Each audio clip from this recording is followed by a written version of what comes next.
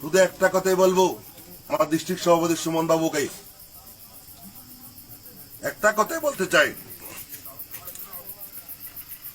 আজকে 18 নির্বাচনে ক্ষমতা আসার পরে এই ত্রিপুরা রাজ্যের মধ্যে বা তথা শান্তিপথা বিধানসভা এলাকার মধ্যে না বলে না হয়, কে কে কামাই করছে, কে কে টাকা মারাই করছে, তুমি একটু বিচার বিশ্লেষণ করো।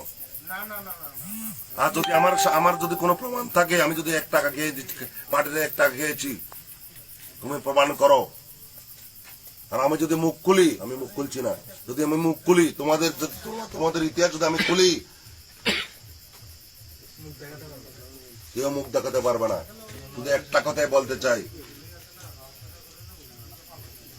জাস্ট ত্রিপুরা রাজ্যের মধ্যে আগামী 23 নির্বাচনে সবাই মিলে একাগ্রতা হবে।